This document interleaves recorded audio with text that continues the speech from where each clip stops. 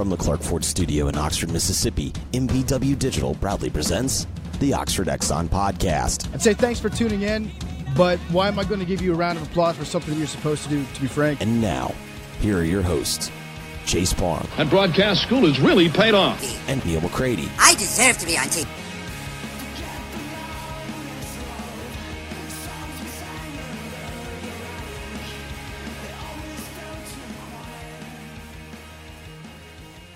Welcome to this Monday edition of the Oxford Exxon Podcast. Chase Parham, Neal McCready, Clark Ford Studio this morning.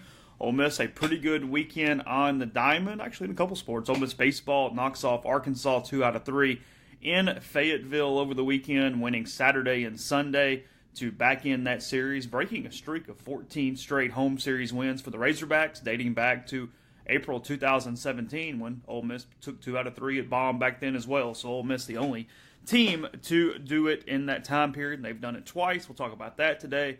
Also, as mentioned, the Ole Miss softball team knocks off Florida twice at home to win a series against the number 6 Gators. So, stickball goes pretty well for Ole Miss over the course of the weekend. We'll talk about some Final Four, some NCAA Tournament basketball stuff, and more on the podcast brought to you every single day by the Oxford Exxon, Highway 6 West in Oxford. Make sure you take your stadium cup by. You can get that at Swayze Field tomorrow morning at 11 a.m. for the kids' game. They play North Alabama in that one. Take it into the Oxford Exxon. Take it into any blue sky location in Mississippi. You get to refill it for 49 cents. So big old stadium cup, 49-cent refills there with the Oxford Exxon. The lunch specials are $4.99. They like $4 and $9 apparently. 2 sides of bread, 32-ounce drink. Get your ribs tonight on the way home. You can call ahead. You can just stop by. They'll be wrapped up, be ready to go for you from the Oxford Exxon. Again, coming to you from the Clark Ford Studio. We are. Clark Ford's in Amory, Mississippi. 662-257-1900 is the number. Call that number. Hold on. I'm sorry. Call that number. Ask for Corey, and just tell him what new Ford you're looking for. Just so you know what's happening right now. The kids are asking me, can they borrow this? Can they borrow that? As they head out the door. So it's a complete. It's hard for me to focus. Tell Corey what new Ford you're looking for. He'll send you a quote within 15 minutes. It's that simple. It's that easy. It's right to the bottom line. There's no hassle. There's no haggle. Quite frankly, if you're in the market for a vehicle and you're listening to this podcast, or if you think you might be in the market for a vehicle, even if it's not a Ford necessarily that you want, you're not sure what you want, call Corey and get a quote. It's going to get you a baseline that you can at least operate with moving forward. It's basically a free insurance policy against getting robbed somewhere else. And you might just do what I ended up doing 3 times now, and that's going back to Clark Ford because you get the best deal. You get it easy. Corey wants to be your car guy. He wants to be your truck guy. He'll prove it to you if you give him a chance. 662-257-1900. At the end of your deal, tell Corey that you heard about Clark Ford on the podcast. You can mention any of our family of podcasts. You'll save $500. Obviously going to get into baseball in a second, but you and I joked several weeks ago about how the certain teams that can get into the Final Four, into the NCAA tournament mix, the NCAA would shudder. Well, Bruce Pearl and Tom Izzo both there as they get to next week in Minneapolis. Yeah, I got to get this off my chest quickly. It's no big deal. It's not even a hot take. It's just a take in general. Okay. Michigan State, as the little engine that could, is miscast. Michigan State has now been to 5 of the last 15 Final Fours. They're one of the top 5 or 6 programs in the country. Yeah. It's got to. We've got to fix this a little, everyone. I mean, Michigan State's a national power. Michigan State beating Duke is not this monumental upset. Michigan State puts dudes in the NBA regularly. Now, Tom Izzo, for whatever reason, I think he's now 2-10 against Duke. But he's not 2-10 against everybody else. So the whole Cinderella story of the Spartans just doesn't fit at all. I mean, you want to put Cinderella and call it Texas Tech or Auburn, I'm good. That's fine. But but we're not doing this with Michigan State, are we? I mean, this is silly.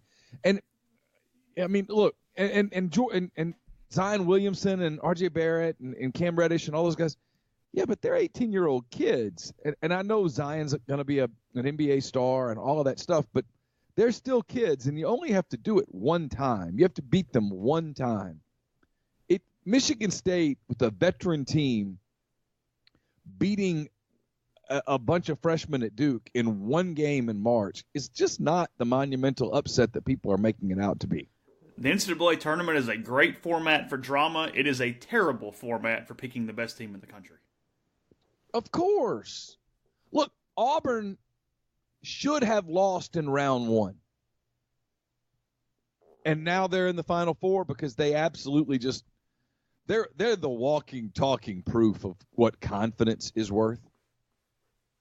I mean, those cats think they think they could beat the Warriors right now.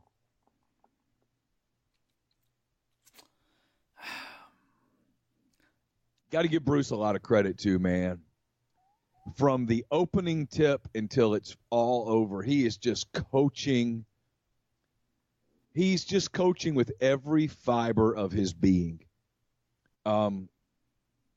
People can say what they want about Bruce Pearl. Is he a cheater? Is he not a cheater? Is he whatever? That guy, he does not leave any ounce of energy left. When it's over at the end of a game, he is as spent as the small forward who played 37 minutes. You know, I thought he made Cal look bad in a couple different ways yesterday. I watched a good bit of this game while I was obviously watching Ole Miss and Arkansas too. And, you know, Calipari, everybody's going to have a discussion. Hey, is he underachieving? And yes, he's absolutely underachieving given his talent level. There's no doubt about that. But even on court, and I think Cal is probably a better X's and O's coach than he gets credit for because he's known as a recruiter, but you know, Pearl is constantly just with his players. It's just egging them on in a positive way, nonstop. Cal has these lapses where he goes completely unproductive with his own team, where he gets so caught up in the officiating that he kind of forgets his team. And I think in the last 5 or 6 minutes of games, when they are in these NCAA tournament moments, these one-and-done moments kind of deals, that's biting them. I just feel like his coaching presence in the key parts of his seasons are some of the reason that they're in the shape they are. They were by far the more talented team. I mean, hell, one of Auburn's best players was sitting in a wheelchair yesterday. But there's something about Pearl that was able to elevate his team while Cal kind of makes his group tight. There's something about Cal late in games that, frankly, if I'm, Kentucky's administration, I really don't like at that point in the season. I didn't get to see it. Campbell had her senior party with one of her friends yesterday. It was at Cups, so I was there. I saw the first half of Auburn, Kentucky. I did not see the second half. I followed it on my phone a little bit here and there. But I can tell you this, after watching Bruce Pearl in the semifinal, in the regional semifinal against Carolina, when Okiki goes down with what clearly was an ACL injury, everybody knew it. I mean, they all held out hope, but realistically, they knew he was tore done. Everything in his knee. Yeah, everyone knew it. That's devastating. That's their friend. That's their teammate. There was a lot of emotion for those kids in that moment. And the job that he did to get them kind of to say, hey, fellas, I know we're all worried about our friend and our teammate, and that's legit. But let's finish this. Let's not mess this up. Let's finish this. Let's win it for him. We'll get into the locker room, and then we'll all get a chance to see him and grieve and go from there. Let's finish it. And there was something about one of their huddles that the CBS or TNT or whoever the hell showed that game, TBS maybe, every kid's eyes were locked on Bruce Pearl. I mean, they were locked on him. Just he was leading them emotionally. He didn't tell them, hey, you can't have emotion. You got to forget it. That's stupid. They're not going to forget what they just saw. Instead, it was, we just got to finish this. We've got to finish it. There's time left, and we've got to finish the game. Let's finish the game. Let's get it done, and then we'll figure it out. And they just believed in him. And I know he gets criticized for being kind of hokey and all of that stuff, and I get it completely. I thought it was a brilliant coaching job. And then you saw his emotion afterwards, which was genuine. It was legitimate. I mean, he hurt for that kid, and but he was able to get his team to the finish line. And then the next day, when that adrenaline wears off and they all realize that now we got to go win a game without our best player, and we got to play a team that's kicked our ass twice without our best player, he convinced them they could do it. I just really impressed with Bruce Pearl in this tournament. You go back and look at some of their games late in the season. They lose at home to Ole Miss. Kentucky just popped them at Rupp, and they just kind of. But they finished the regular season with that win at home against Tennessee that cost me the 2:30 game, and they haven't lost since. Yeah, they're undefeated in the month of March. I don't know. Yeah, they played great, but I'm telling you, Kentucky got tight. Kentucky freaked out last night. I mean, no doubt. His teams do that, and that's on him. He gets obsessed with officiating. I'm telling you that. You know how when fans get obsessed with officiating, they completely lose their ability to be rational? It's Cal. He's the coach version. He is the coach version of a message board when they believe that there's an officiating controversy. And it's such the interesting thing this coming week because in some ways, Auburn football school that's good at basketball this year and making this run and, would typically be sort of that NCAA darling. I get they get Texas Tech so they can play that game with them.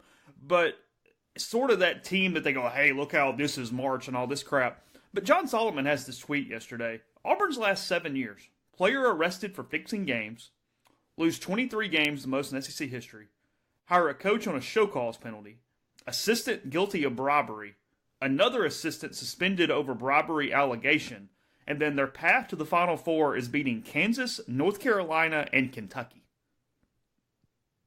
Yeah, I mean, that was seriously, they're the least palatable team in the NCAA tournament from a crap around the program standpoint. And I'm cheering for them. I mean, it's so strange. I don't know. For some reason, Auburn bugs me. I don't know why. I have no real reason, but they do. They kind of bug me. I have just sort of a negative connotation toward this basketball program for some reason. Yeah, I'm for them. I want them to win the whole thing. I don't know. I have no reason. No big deal, but I don't know. I'm so anti-NCAA right now. All the blowhardiness of the tournament and some of the media types who are around it. I can't. It's just my nature. I can't help but cheer for the Rebel. So, I want to see Mark Emmert have to hand a big trophy to Bruce Pearl in the middle of this FBI thing, knowing that this summer it could absolutely explode and Pearl's name could be all over it. Here's your. I don't know if this is a hot take. It might just be the most reasonable thing in the world. I don't care what happens. Bruce Pearl's not getting fired. I don't care what happens. He will have to go to jail to get fired. It would have to be a felony at this point. He would have to literally go to jail.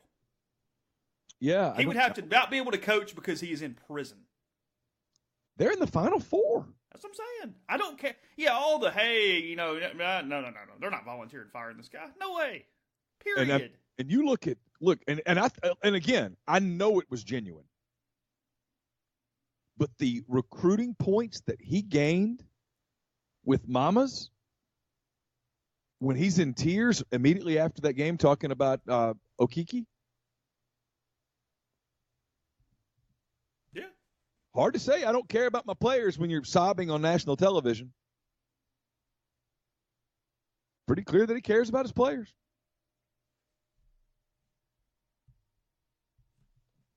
And by the way, this is a veteran team.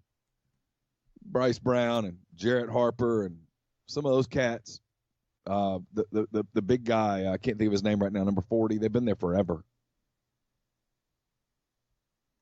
They get Virginia up next, a team trying to, and now has completely forgotten about the whole 16 debacle last year. Frankly, they're probably the best team left in the tournament. And then on the other side, you got Texas Tech and Michigan State.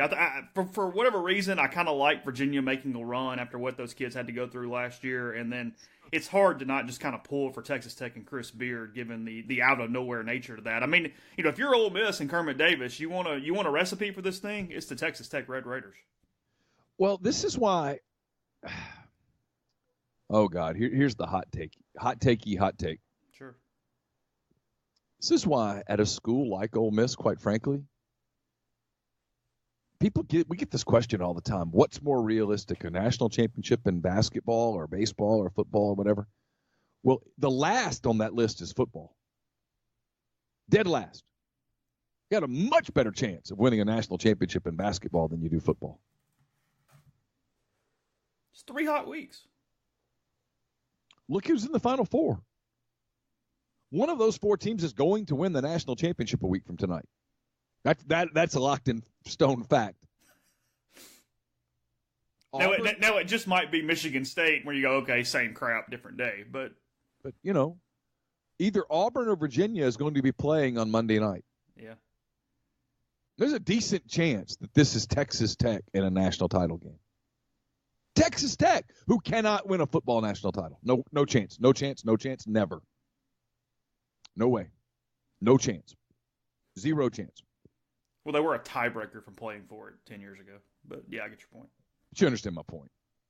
It's just so hard. I mean, I shouldn't have to say it out loud. Why?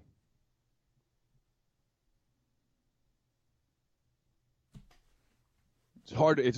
The playing field in football is so unlevel. Playing field in basketball is a lot more level because you just got to get to the tournament.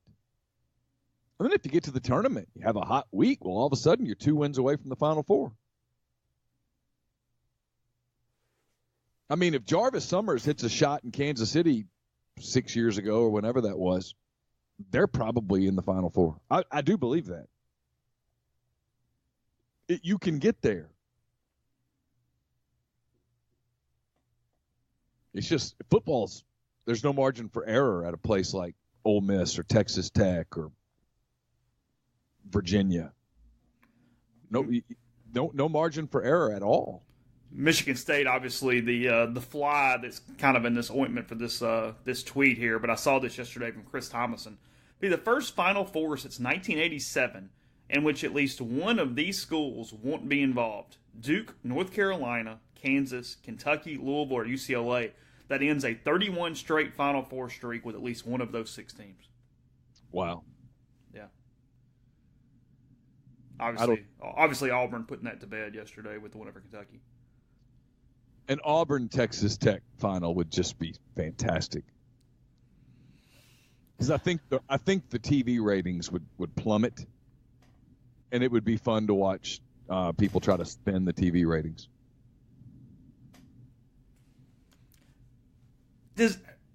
They got such a good Sweet 16 Elite 8 round that I think they're going to be able to crow no matter what. Because you had a lot of really tremendous basketball games this past week. It was really, really good, dramatic games. Yeah, you get the drama, and look, the tournament's a success. It's always been a success. It's why when people say what's going to come of this FBI thing, and people like me say nothing, I base it on the fact that this is their cash cow, and I just can't imagine that they're going to F with it. I just can't imagine that they're going to do anything. I don't see it. Maybe I'm wrong. I just don't believe it. It's for two. It's a look. I like college basketball, but it's become. I feel like I'm going to piss a lot of people off here. It's become kind of a fringe sport. Nobody really pays attention to it until March, and then it dominates March. But it dominates March because the tournament is great television. Tournament's great television. And so it dominates the landscape in March because the only thing competing with it is the end of the NBA season, regular season, which is not all that compelling. The lead up to the NFL draft, which is basically just a bunch of dudes running 40-yard dashes, and the start of a Major League Baseball season, which no one really cares about. So it's got a wide open path to dominate, and then it's great television. So it works. Yeah, my only counterpoint to the fringe argument is that if that's the case, everything but the NFL, college football, and the NBA is fringe. So in essence, our entire sports landscape is fringe then. It has. I would argue that's true. I would argue that even the NBA to some, and I love the NBA, but even the NBA to some degree is. Yeah, it's fringe to a certain part of the year, no doubt. The NBA owns right around Christmas time, and then it sort of goes back into the hibernation a little bit. And it gets the playoffs by itself in the summer. Yeah, and they do a great job with the way they do the playoffs, and the playoffs get great ratings and all of that stuff. And there's really nothing to compete with it. The only sports that aren't fringy football are in order: the NFL and then college football. Yeah. So one more basketball note in a second before we move on to baseball. But first, tell you about Scripted Jewelry, scriptedjewelry.com. Again, just go to the website, check it out. You've got some holidays coming up. You got Mother's Day coming up. You got about 4 weeks still to make that purchase. But go ahead and do it now. You'll see something you like. You'll find out about turnaround times. You'll find out about items handcrafted to order. They'll see new arrivals. You'll see what's popular. You'll see recent work. You'll get real examples on how to personalize your gift for that special someone on a piece of jewelry. And you can save money in the process too. Rebels10, REBELS10 with scriptedjewelry.com to save 10%. Guests will join us this week on the Patterson and Earhart hotline. Patterson and Earhart specialize in personal injury law, real estate law, but what they have is a general practice that can handle any of your legal needs. If you think you have a legal issue, if you think you might have something coming up that would require some legal advice, some legal counseling, get in touch with John Calvin Patterson and Wes Earhart. They're Ole Miss guys, they're local guys. When you call them, you're going to get one of them on the phone within the same day, guaranteed.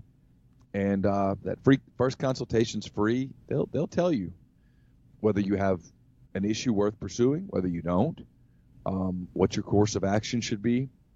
You get to speak right to one of them. They're going to give you their time. They're not going to pass you off to some faceless paralegal. They're going to help you. It's PElaws.com or 662-526-1992. Warm weather is on the horizon.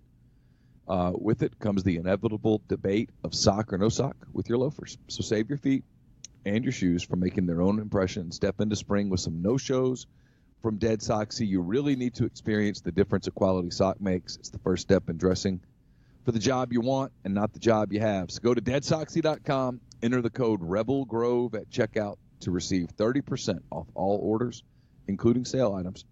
The no-shows are the same quality you already love and enjoy with their traditional dress socks, and they come with the no-slip guarantee. So go to deadsoxy.com, check out their no-show collection, and remember to enter promo code RebelGrove at checkout for 30% off all orders. This podcast is also brought to you by Pinnacle Trust. Pinnacle Trust, based in Madison, Mississippi, represents clients in more than 20 states.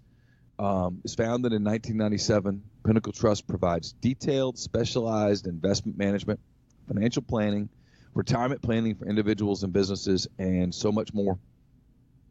What they do at Pinnacle Trust is they sit down with you.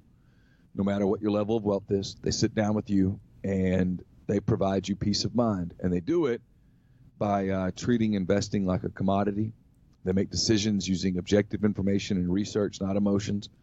And they find out what your goals are for retirement, what your dreams are for retirement, when you're hoping to retire, what you're planning to do when you retire. They study all of your expenses. They study your income. And they put together a comprehensive, literally day-by-day plan for you to get to retirement where you can put your head on the pillow every night knowing you're in good shape. And if things change, the plan's flexible. It's adjustable. They'll take care of you. It's pintrust.com, P-I-N-N trust.com. Mention you heard about Pinnacle Trust on the podcast. You'll get 10% off your first year's fee. Also brought to you by the Westin Jackson. I'll be soliciting for mailbag questions here later this morning. It's brought to you by the Westin Jackson.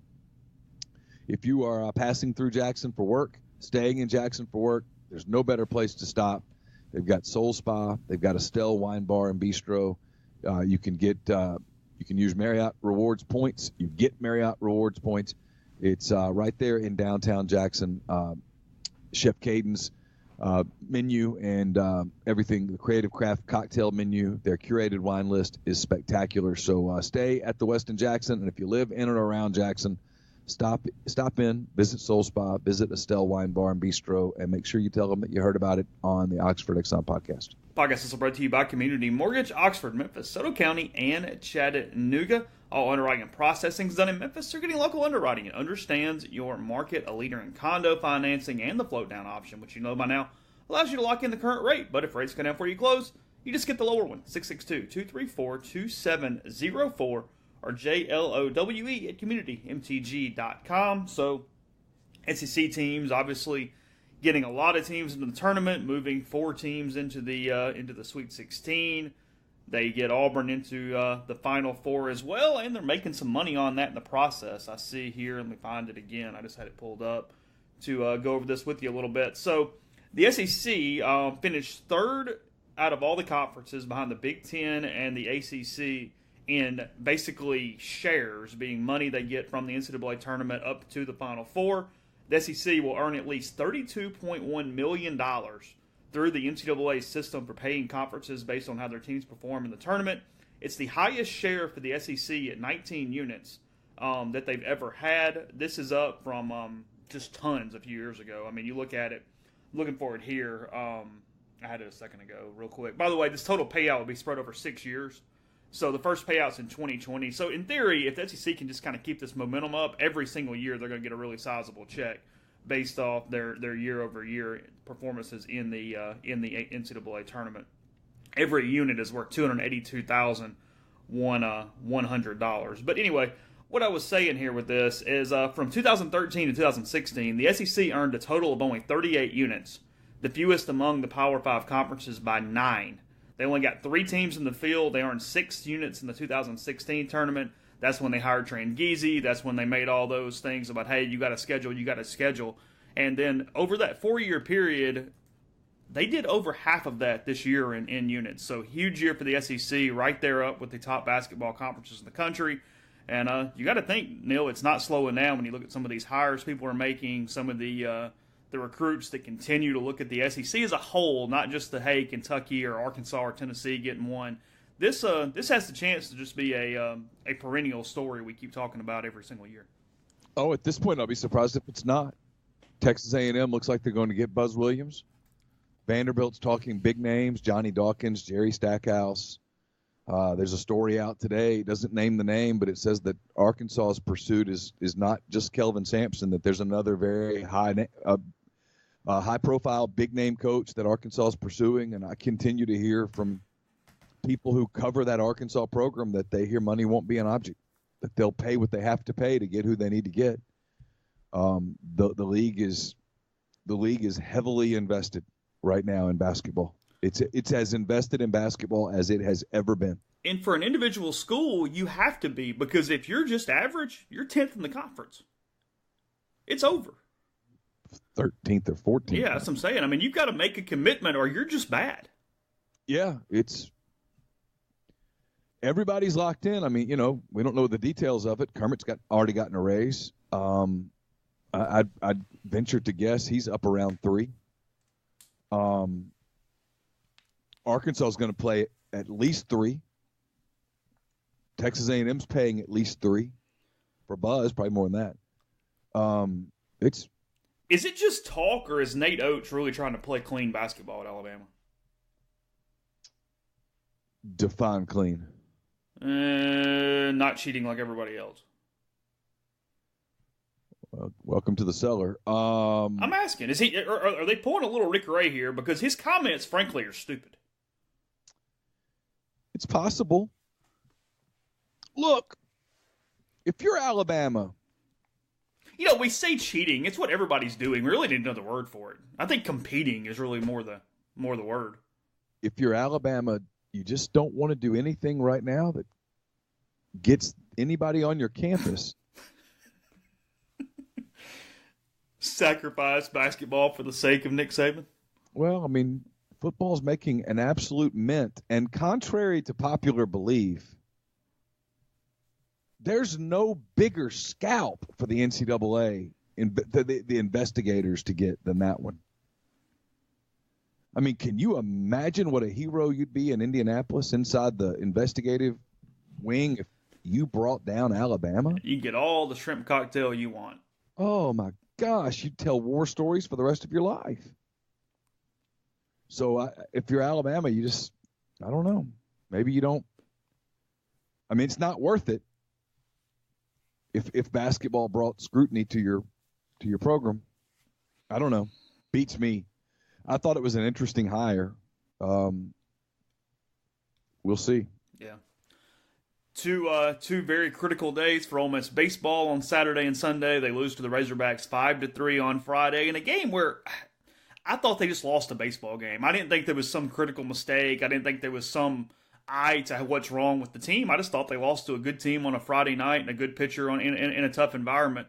Come back on Saturday, and I wrote, they win the game 4-3. Greg Cassinger gets a ninth inning double. By the way, he's been tremendous offensively during SEC play. He and Cole Zabowski, Ole Miss's two best hitters in league play. They break the tie with a double in the ninth.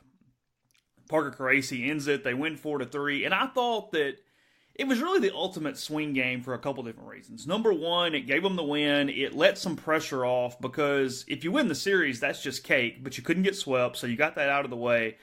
And it freed everybody else up on Sunday to just play. I tweeted that, maybe they can just kind of swing now. And they go out there on Sunday. They really blistered the back end of Arkansas's bullpen. Arkansas just kept changing pitchers, couldn't find anybody to throw strikes. Frankly, it was a little bit of a surprise that Ole Miss didn't win by more. They ended up winning 10-5. They left 15 runners on base. Arkansas walked 12, I think, in the game. Ole Miss had 14 hits. And they showed so much mettle on Sunday that it was – I wrote this yesterday. You can read the column at rebelgrove.com. I did a Twitch stream. That is also linked on the board at rebelgrove.com. I thought that the middle innings are the blueprint for what this team is supposed to look like. They're supposed to have bullpen roles they can count on. They're supposed to be a pretty dynamic offense, and they're supposed to just, because they're experienced, they're supposed to just kind of keep coming at you. And there in the middle innings, Arkansas threw two big punches. Ole Miss had a 2-run lead. Arkansas tied it back up. And then Ole Miss had a 2-run lead again, and Arkansas went up by 1. They had a 3-run inning. And at that point, Ole Miss had back-to-back 3-run innings, just kept popping them, didn't give Arkansas a chance to kind of consolidate, to get that shutdown inning, to get back to the plate, potentially add on. And on the road in that environment, I thought that was really key. I wrote and I kind of based my column off the fact that Mike Bianco hates the foreshadowing question. He hates when he's asked, hey, is this a game that down the road is going to propel you guys? Because the future is unknown, and he says that, and I don't blame him necessarily. He just goes, hey, we hope so, but who knows? And he gets asked that a couple times a year, and it's always the same answer, and I kind of chuckle because I've been covering him for more than a decade, and I know what he's going to say. But I do think that more than some sort of premonition or some sort of, hey, this is the game, it was a blueprint. It's what this is supposed to look like when Ole Miss is successful. They should have some confidence. They should be able to get off that bus back in Oxford last night feeling pretty good about themselves. And now the schedule opens up in a couple different ways. I mean, look, the SEC's tough. You're never going to get an easy road. But 9 of the next 12 SEC games are at home. The other one's a 3-game set at Auburn. You've got 11 of the next 16 at home overall. I think like 14 of those, or 13 of those 16 are in the state of Mississippi because there's a game in Hattiesburg and a game in Pearl against Mississippi State. Obviously, Hattiesburg against Southern Miss. So the time is now. They're playing a Florida team this weekend that got back healthy because they swept Alabama, and that's just going to happen. And we don't know, maybe that sparks them. So it's going to be a tough series. Florida's very, very talented. They were number 2 or 3 nationally for a reason going into the season. And then you've got to take advantage of Kentucky the next week. Kentucky 1-8 in the SEC. They won the final game against Georgia on Sunday, but they're a bad baseball team. They're not good at all. Ole Miss gets them at home in 2 weeks. Somebody's dropping something off on my porch, so it is what it is at the moment. But anyway, they get them that week. This thing is setting up pretty well for Ole Miss, and if it does happen, I do think we can look back toward maybe not even Sunday, maybe Saturday is that game that sort of let them take a breath for a second. Yeah, I think so. I watched a good bit of the Friday game and just thought they lost a Friday night game. I didn't think it was this catastrophic deal that some people made it out to be. I just thought they lost. And then Saturday, I thought they, like you said, they just sort of gritted their way to a win. That game could have gone either way for either team, and Ole Miss got it and needed it. And for whatever reason, they just sort of exhaled.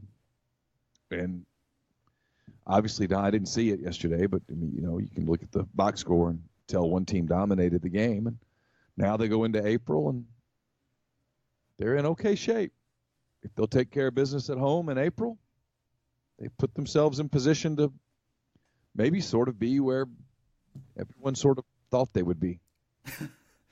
Yeah, it's funny with this team right now because you can kind of make out whatever you want to make out, if that makes sense. If you want to kind of go, hey, there's still this problem and this problem and this problem, sure, I get that, I get it. But then Mike had a quote yesterday, and look, is it a little myopic because of Alabama and Missouri and the teams you played? Sure. But they've played 7 weekends. They've only lost 1. They've won 6 of 7 weekends. It's not like there's some disaster or anything. It's going okay. I mean, Texas A&M, they go 1-1-1 against Missouri, I think even at home. I'm pretty glad that I know 100% sure it was at home this past weekend. By the way, if you've got a commercial travel curfew, play the stupid game earlier in the day. That game was 2-2 in the 10th. A travel curfew should never hit 2-2 in the 10th. No. That is so stupid. Because now it makes people like me have to figure in ties all dang year. I'm already pissed off about it. It's so dumb. Just play the damn game at 11 a.m. Yes.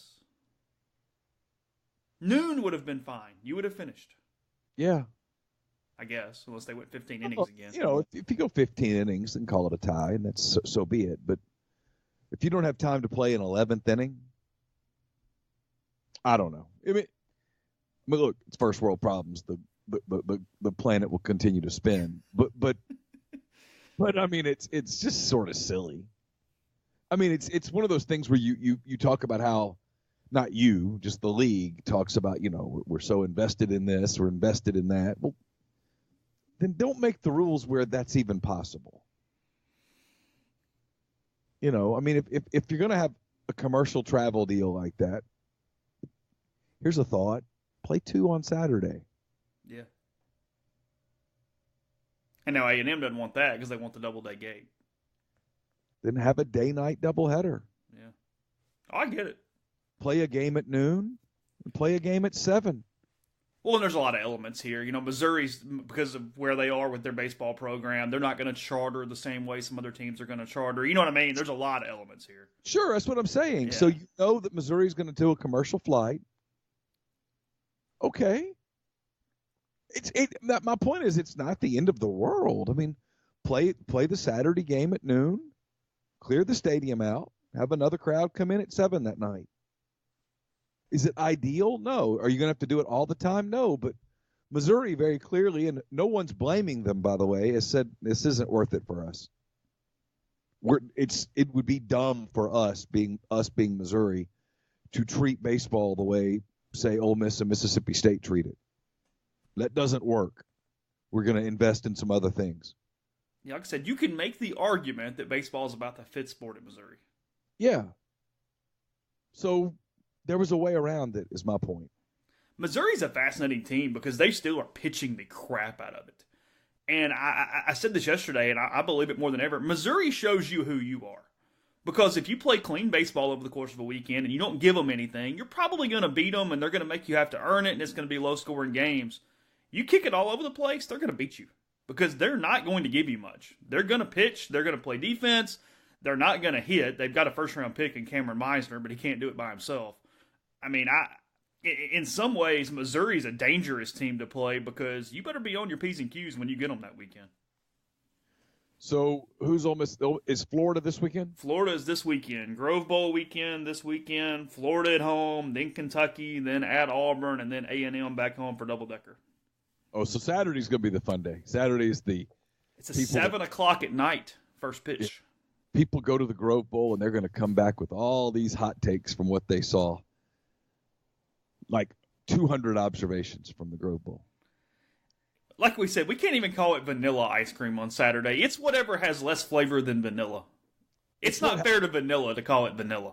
Yeah, they're going to take some like tofu flavored ice cream. Not even that. They're going to just take some milk and some cream and just throw a little sugar in there and stick it in the ice cream machine. And, no nutmeg, no cinnamon. Oh, no cinnamon, no nutmeg, no vanilla flavoring. Just plain, man. No little chili powder just to give it a little kick. No, do that. Oh, no, nothing. Plain. And it's not even going to be all that frozen. It's just going to be sort of kind of like a Frosty.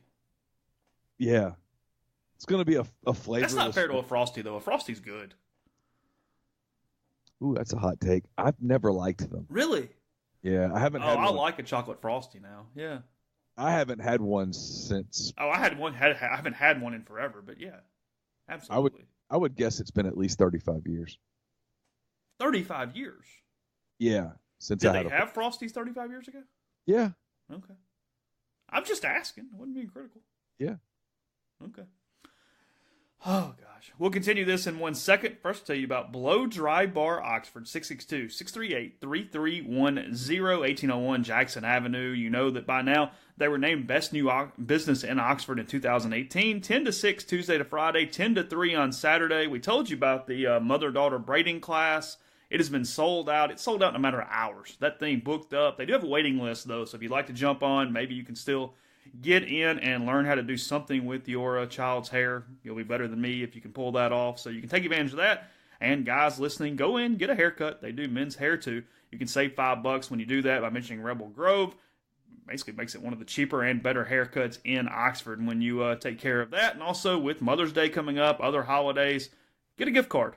Mention Rebel Grove, get a discount there as well. The Every Pipe Order Blowout, or much more with Blow Dry Bar Oxford. Again, 662-638-3310. The podcast also brought to you by John Edwards of Regency Travel Incorporated in Memphis. If you've been kind of starting to think about, well, it's too late. If you're just starting to think about it, you better hustle. But if you're thinking about that summer golf trip that you and the guys have always talked about doing, maybe you're working on an anniversary trip, whatever it is, get in touch with John. He's part of Virtuoso. It's a worldwide network of travel partners that allows John to supply his clients with added values, unique benefits that are simply not available to other travelers. What you do is you get in touch with John, you give him some parameters, you give him a budget, and then you let him give you some options that you will not find on your own. And he'll come up with a number of different things that you wouldn't find, and then you pick and you go from there. And you don't have to live in or near Memphis to take advantage of his services. It's 901-494-3387 or send him an email, jedwards@regencytravel.net. First-time clients can save $50 off their first booked trip just by telling John you heard about Regency Travel on the podcast. It's a podcast that's also brought to you by Grenada Nissan. Grenada Nissan, located just off Interstate 55 in Grenada, Mississippi. They've got a complete selection of new and previously owned Nissan vehicles. If you know you're in the market for a Nissan vehicle, that's the place you need to go. They'll take great care of you. Make sure you tell Gene and Sandy that you heard about Grenada Nissan on this podcast or at rebelgrove.com, and you'll save Rebel savings on top of the already great deals at Grenada Nissan. My 10 weekend thoughts, such as they are up at rebelgrove.com. They're sponsored by Harry Alexander. Harry is a big part of Savannah Square. It's a new 9-acre development, 7/10 of a mile from the Oxford downtown square. It is conveniently located east of North Lamar, just a short stroll from the Midtown Shopping Center, which houses Snack Bar and BBB and Track 61 and all that stuff. Savannah Square will initially consist of 32 standalone detached structures ranging in size from about 1,100 square feet to about 2,400 square feet. model homes available for your inspection. It's located at 215 William Street. These homes have wonderful layouts, impeccable finishes. You can inspect them when you get there, all the different options that you'd have. Just get in touch with Harry. Take a look at the model. Get more information about this great new development while units are still available. SavannahSquareOxford.com, or call Harry or text Harry at Remax Legacy Realty Agency. It's 662-801-5621. Podcast also brought to you by G&M Pharmacy and Tyson Drugs. G&M there on South Lamar in Oxford. They deliver to your home or workplace in the Oxford area. They offer MedSync, and now they offer a pharmaceutical-grade CBD oil as well, available in soft gel capsules, topical salves, and more. It's an all-natural product that helps maintain overall health and regulate many conditions such as depression, anxiety, pain, insomnia, and more. Studies show 42% of CBD users stopped using traditional medicine altogether and used cannabis instead. No nasty side effects. It's FDA approved. It is available and legal in all 50 states. So take advantage of it with G&M. Go call them. When you give them a call, you can also talk to them about transferring all of your medications over. 662-236-2222. I thought a couple different things, too, from the weekend with Ole Miss, as Tyler Myers, a junior college pitcher, had thrown a good bit early in the year, but he hadn't pitched in 10 days going into the Memphis series on Tuesday. He was probably the reason that Ole Miss pulled away, beat the Tigers by a couple or 3 runs there in Memphis on Tuesday. And he's running a big streak. He pitched the last 4 innings yesterday. He's now thrown 10 scoreless innings in a row. That's, I think, stretched over 4 appearances. I think on the year he has 18 strikeouts and 17 innings, and it's pretty real stuff. I think he throws multiple pitches into the strike zone. There's some swing and miss there, so they may have found another bullpen arm, found another guy to help there after the starters. And then Houston Roth looked good again this weekend. He came in on Friday night. He finished things up even in the loss, didn't allow anything from a run standpoint, and it looked more like himself. So I think, I said this last night on Twitch, I think Mike's number one managerial decision is how to use Roth effectively moving forward. Is it in place of Hoagland if something happens there and he doesn't trust him and he think Roth gives him a better chance on Sundays? Is it in these midweek games because they've got Southern Miss twice and Mississippi State, pretty important games in the midweek? Is it out of the bullpen as kind of that Will Etheridge type from last year? There's a lot of options here, but I think that's the critical nature of where they're moving forward for Ole Miss, is how to use Roth, because he gives them another real weapon if he's 100%, if he's healthy. And if you can find the right place for him, it does make this team pretty dangerous moving forward. What do you think they should do with him? I'm leaning more towards starting him in some capacity. I don't hate the midweek starts, although the weekend starts are so much more important. And there's no way to know this for sure. Even if you ask Mike, coaches don't always tell media the truth. That's okay. I understand that. I don't know if he doesn't trust Gunnar Hoagland or if he is taking him out with really quick hooks just because they typically have fresh bullpens available on Sunday, because Nikhazy and Etheridge have done a pretty good job the last couple of weeks on getting them to that point.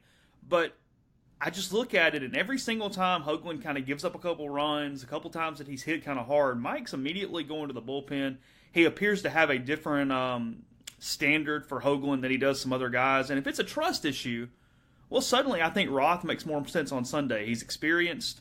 He maybe has the opportunity to give you 5, 6, 7 innings on a Sunday and shut a game down from an arm standpoint if he's throwing well. So that's sort of the tendency I would move, is if you don't think it's going to just kill Hoagland's confidence or do something to him mentally, because as a freshman you got to protect that a little bit.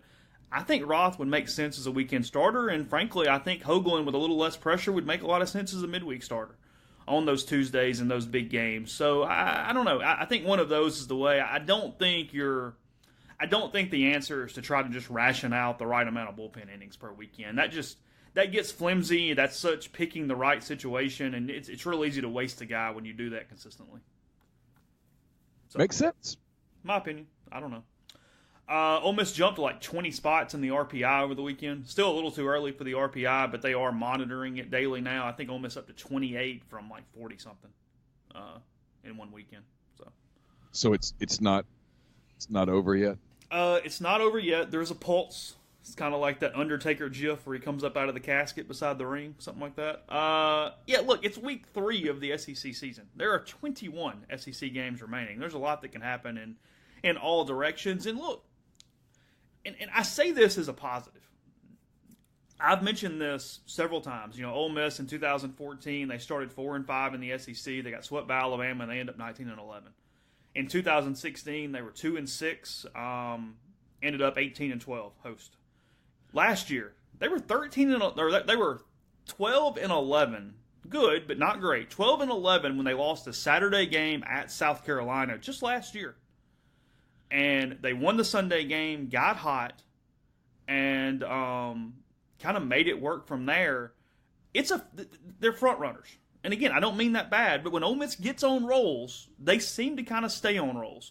So that's why games like this past weekend were big for Ole Miss, because under Mike Bianco, they've always just sort of needed a spark. They're a much better second half of the SEC team than a first half of the SEC season historically, and that's why if you go into this, I do think with the crowds this weekend, I do think that with Florida coming in, probably still catching them at the right time, there's an opportunity. Are they going to take advantage of it? I don't know, but the opportunity is there, and you got to give Mike some credit. He made a kind of quiet managerial move that paid off the last couple days, moving Kevin Graham to first base, the freshman, moving Cole Zabowski to strictly DH. Zabowski responds with 3 hits both days. He has 4 RBIs yesterday. Kevin Graham hits a big home run yesterday. Graham had a double, I think, on Friday night, if I remember correctly. Zabowski was struggling some defensively. Maybe it was getting in his head, maybe it wasn't. But either way, allowing him to just focus on offense and hit, it's been really good so far through 2 games and an incredibly small sample size, but I think that's at least worth noting. And then they've also moved Ryan Olenek to the leadoff spot yesterday, and he was part of that group that hit 11 for 22, the top 5 guys in the order in Fayetteville on Sunday. 11 for 22 usually get it done. If you can guarantee the top 5 in your order is going to go 11 for 22 every time, you probably feel good about things. Feel good about your season. Yeah. Probably headed to a good place. So it's all right. That's where they are. It's all right. Unless you're the Cubs, where you score 10 runs and lose anyway. Well, now, Carson said they're going to the World Series. Yeah. Carson and I have a difference of opinion. He has a opinion of a youngster. He does. That is what he has. Although, did the Braves stay within like 10 runs of the Phillies at any point over the weekend? I don't know that they were all that competitive. Yeah, it looked like it was kind of a mauling. Philly looked good. Well, shocker. Yeah. It's amazing what money will do. Yeah, it's amazing what happens when you just maybe the Cubs, I'm just thinking out loud, since Jake Arrieta was working in Chicago, why not just extend him and not fool with Darvish? Well, y'all can't even afford a backup catcher right now. So no, can't do anything. Broke. Totally broke. That's not going to sit well. I find it to be irritating. Yeah. And you're one of the more calm ones, amazingly. Yeah, I'm calm. I mean, like yesterday that happened, and I said, if this is the bullpen, this is going to be a short season. Because I hate to break it to everybody, the Brewers are really good. Like, really good. The Cardinals are good. Cardinals are good. They're not as good as the Brewers, but they're good. They're better than the Cubs. Yeah. Cubs are a third-place team right now. Looking at the SEC from a conference standpoint, Georgia, again, takes 2 out of 3 from Kentucky. They're 7-2 in the SEC. The Rebels do not play the Bulldogs.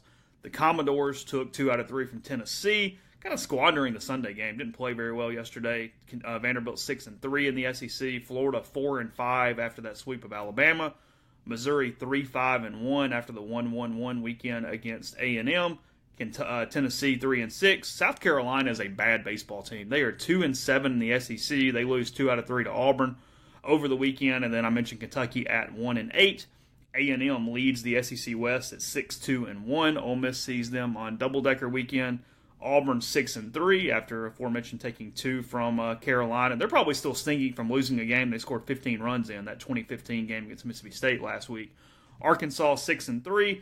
LSU 6-3, getting 2 in Starkville over the weekend against Mississippi State. State 5-4. Ole Miss 5-4, and then Alabama sitting at 2-7 in the SEC. That's why that Saturday game was so critical for the Rebels, because Alabama's not very good. LSU gets 7 scoreless out of Eric Walker yesterday, a guy that a couple weeks ago was throwing 83 miles an hour. No one knew if he would be in the rotation or not moving forward. 7 scoreless in Starkville yesterday, so a little bit of a huge shot in the arm for the Tigers moving forward. So LSU's going to improve as the season goes on. Is that what you're they are also doing the Undertaker GIF thing where they're not dead. Apparently, it's still okay. That was as predictable as, yeah. I told you LSU will do this dumb thing where they'll just suddenly wear gold jerseys every day and they'll win like 23 in a row. That's what they do. I don't know. I know. That's what it's like Michigan State playing good basketball in March. Why is anyone dumbfounded? Of course LSU's going to get better. They get better. They're good at it. That's what they do. And in many ways, that's what Ole Miss does too, which is what you're saying. And it's why. I mean, people says I was trolling. I wasn't trolling. I was just kind of having some fun with it. It's the sweeping assertions about what the season is and isn't in week 3 of the SEC is, unless you go bury yourself at 2-7 or something, as long as you tread water. The truth is, Ole Miss had to get 1 in Fayetteville. And by getting 2, kind of a game changer. They're back on schedule. Yeah. That's what they are. They're back on schedule. Because on paper, you get 1 of 3 in Fayetteville. Yeah, on paper, you go, okay, they take 2 out of 3 from Bama. Okay, they take 2 out of 3 from Missouri. Okay, you lost a series at Arkansas. No big deal. Move on. Play Florida. Yeah. Because Arkansas had not lost a series in like 14 series. I know that. Yeah, 14 in a row. Since Ole Miss beat them in 17. Yeah, that's pretty consistent. Not a real easy place to go get to. No, it's a really good program. I mean, the guy's done a great job there. I mean, they have a great program. They really do. They're very steady. And I'm sure there are people there that are, firing people and burying people. They'll be fine.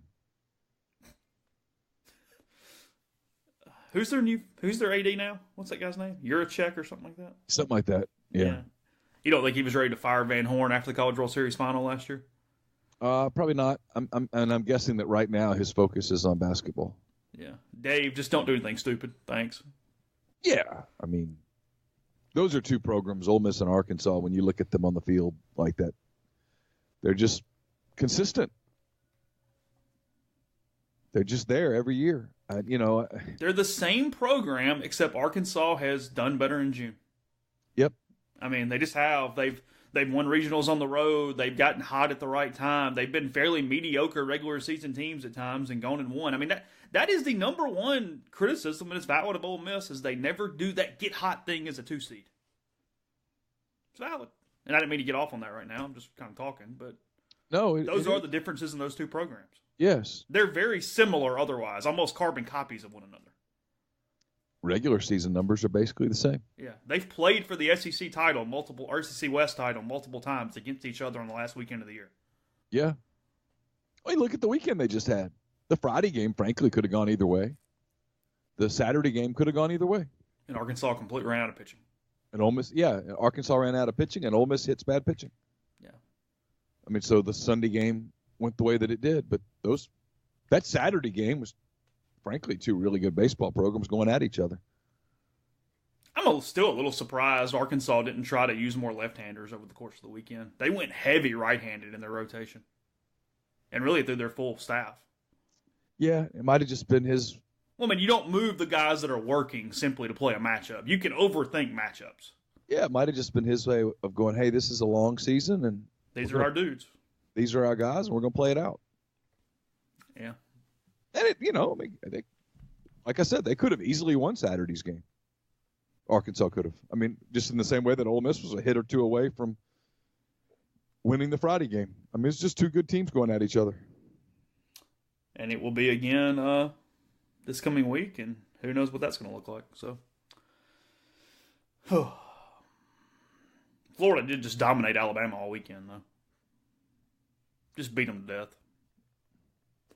Bama's the hardest job in the league, maybe other than Missouri. It's really interesting that Alabama, as they have become the preeminent or one of the 2 preeminent football programs in the country with beyond a shadow of a doubt, beyond any question, it's amazing how the rest of everything else over there just kind of deteriorates. Well, it's their other main major sports. Their Olympic sports are phenomenal. They do a great job in tennis and golf and some of that stuff. But it's baseball. I mean, baseball, they just don't care. They built that stadium out of obligation.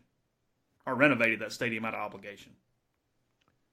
And when I lived in that state, they cared. It mattered. They played for the national title in 97 or 98.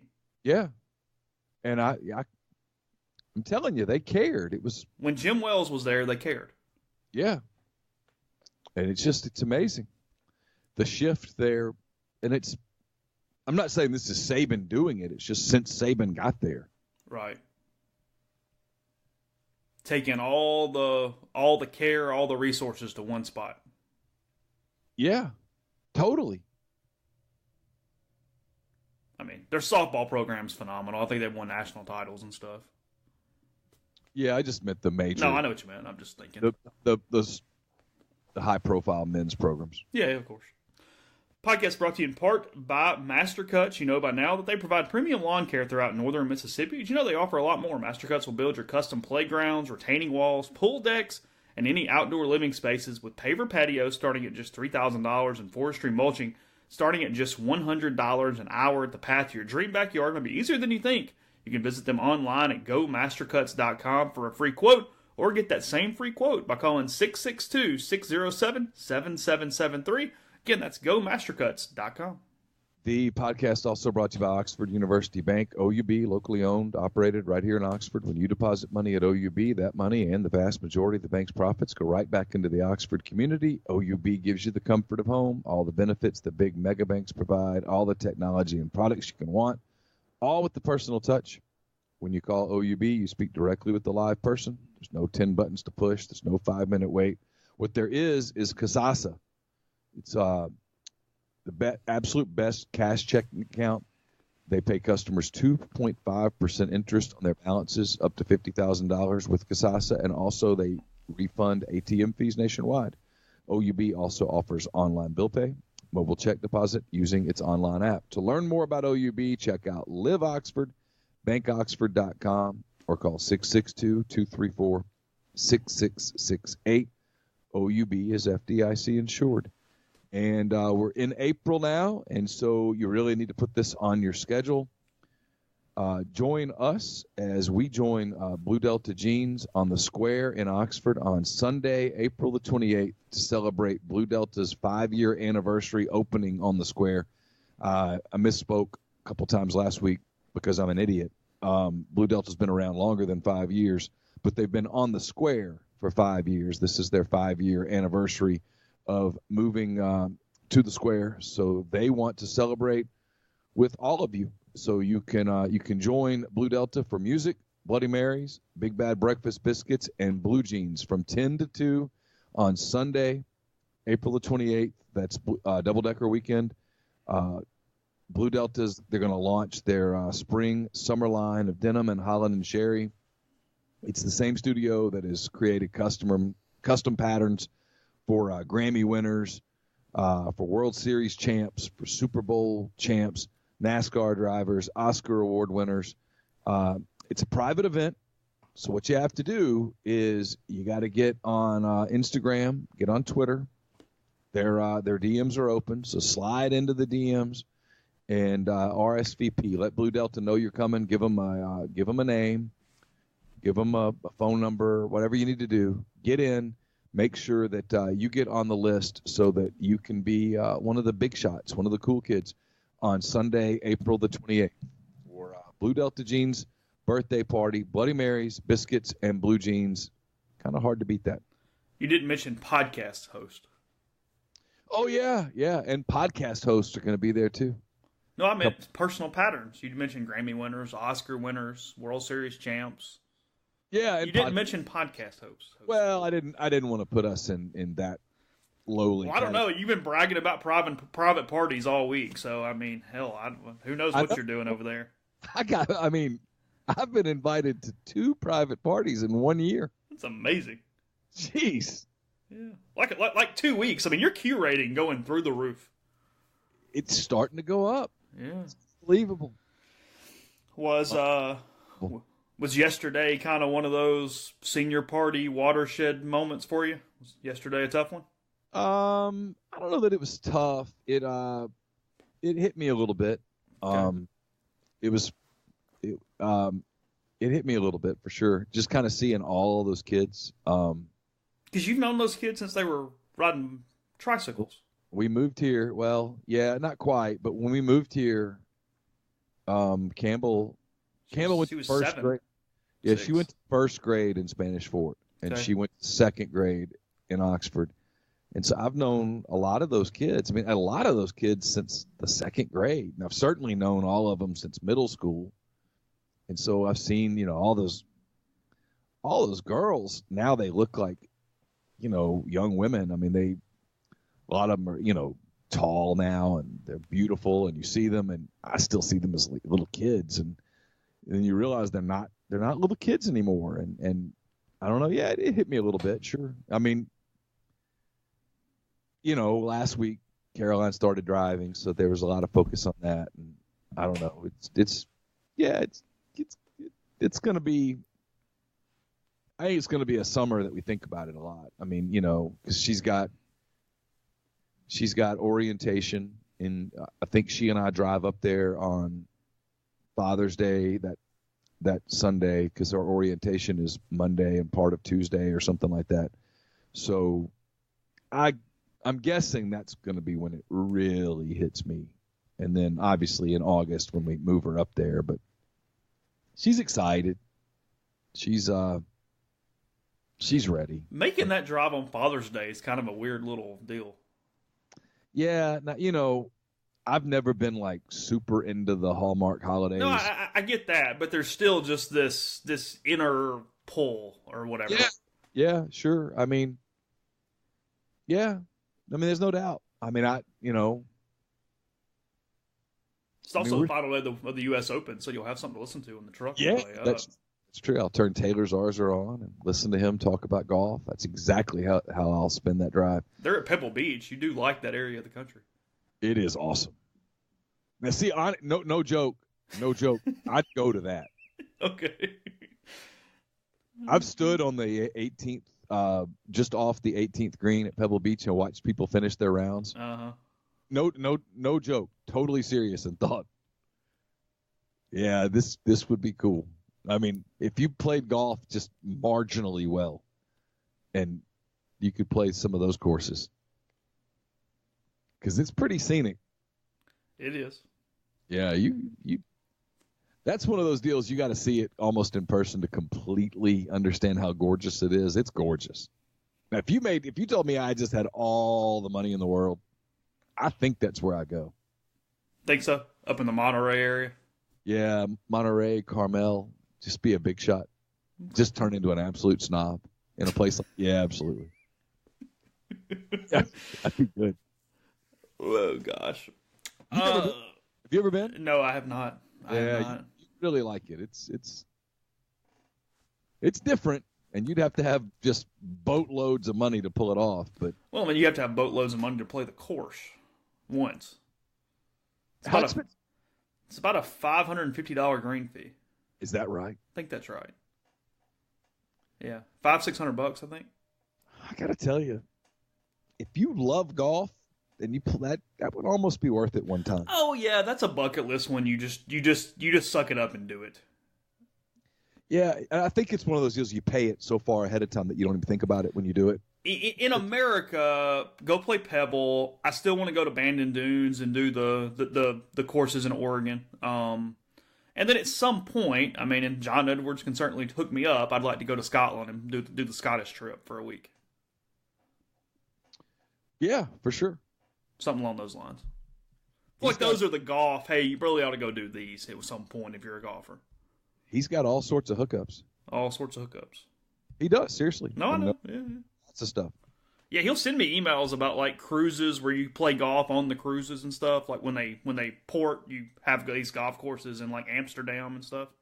Yeah, all over the place. So, let's see.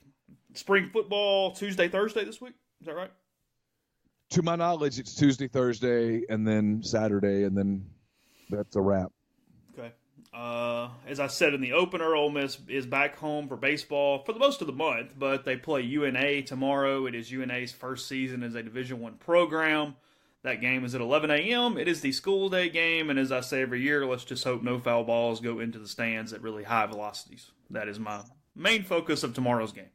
Had I known that that was the case, someone, a good friend of ours, mutual friend, called me last night. He had a couple of tickets for tonight's Cubs-Braves game in Atlanta, like in the Delta Club, and invited Carson and myself.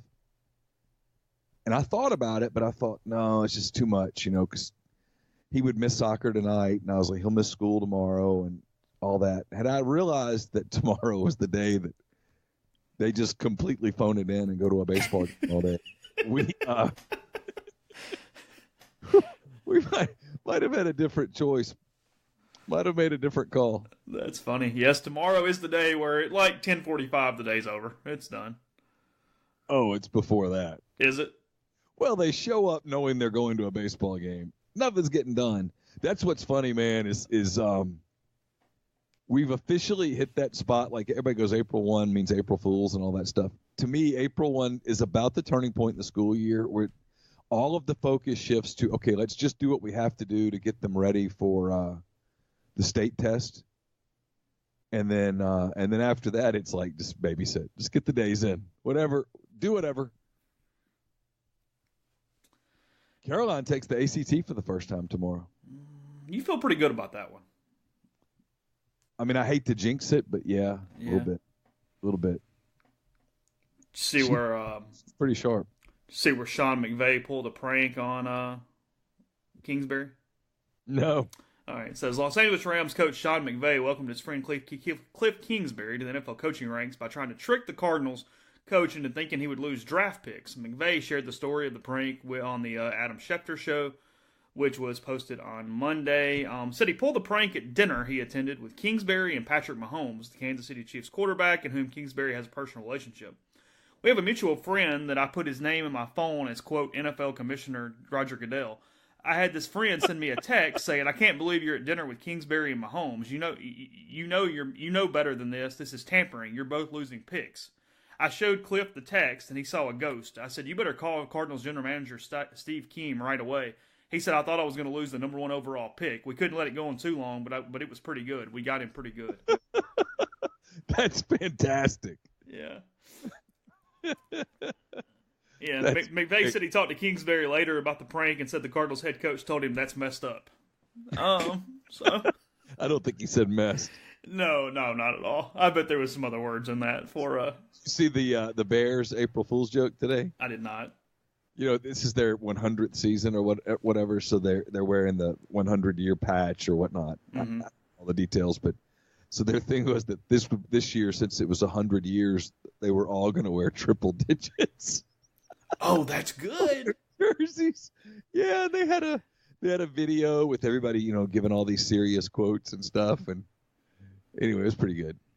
It's pretty funny. Yeah, I never even think to try to do some April Fool's elaborate deal. The best one ever remains the Sports Illustrated George Plimpton. Yeah. Sid Finch. Right. I remember reading that because that was mid-'80s, if I recall, and I remember reading that thinking, oh, God, the Mets got to go with Gooden and all those guys. We being the Cubs, we're never going to win. I mean, I remember reading about Sid Finch. Does it give away at the end or what? How does it kind of solve it? I can't remember. I've got to go back and look at it. I was telling Carson about it today in the car, and he was pulling it up on his phone. He was like, "You fell for that?" I was like, "Oh yeah, everybody fell for that." That's funny. Yeah, there's some Saints news site doing a Mark Cuban buys the Saints and is moving them to San Antonio this morning. That almost happened. Not the Cuban part, but the San Antonio part. No, it's almost like there was a conspiracy with Reggie Bush and all sorts of stuff, right? I'm going to go to the grave with that one. That's still one I feel. But anyway. All right. Football recruiting. It required the Texans. I'm aware. I'm just telling you. Yeah. Just telling you. Maybe. You can't convince me of this one. I'm hard-headed on this, and I'm going with it. So it is what it is. Football recruiting, baseball, maybe some basketball. Who knows? Stuff coming up. Maybe basketball recruiting, because frankly, I'm tired of waiting on it myself, just to see it on the message board every day. Today, we think April Fool's Day is the day, Neil. It sounds like it. Okay. Are you getting a little not nervous, but you know what I mean? Are you getting a little annoyed? Maybe a little, but you have to remember these are kids. Yeah. And they are this particular kid's probably somewhere in the 16/17 range. He still has another year of high school. He's probably somewhat oblivious to the fact that lots of people are hanging on every hour waiting for it to happen. That's fair. One of his teammates committed to Alabama last night, so I don't think he wanted to share the spotlight on his own team, his AAU team. So you got to take that step back and remember that they're kids. Okay. They're kids. And I get why people are like, oh, God, something's happening. To my knowledge, and I could be wrong, I'm not going to pretend to be the great expert here, but to my knowledge, nothing has happened that changes the ultimate decision that he's made. He had a tournament this weekend in California, so there was some travel involved. And for those of you who do not have 16 and 17-year-old kids, I do, so I can speak to this with some degree of authority. The way that social media is conducted is serious business when you're 16 and 17, and it's not a game. You almost have a brand. I'm being totally serious here. And he wanted to do it a certain way, and so that's how it's going to be. And things have happened to slow it down, but I don't think anything's changed.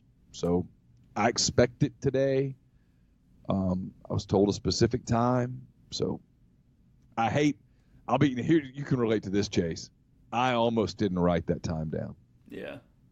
Because that means I think it's 6:30 Central, or maybe it's 6:30 Pacific. I don't remember. But if it's 2 minutes late, where is it? That's the part I almost just didn't write the time down. Yeah. I've actually got a fairly funny story about waiting on a recruit to do something like that. I'll tease that for tomorrow. We will be back with another podcast tomorrow. Even with the game starting at 11, no big deal. I don't think we're hanging on the Lions and the Rebels to change our plans tomorrow. So anyway, baseball tomorrow. Plenty on the site at rebelgrove.com. We'll talk to you then.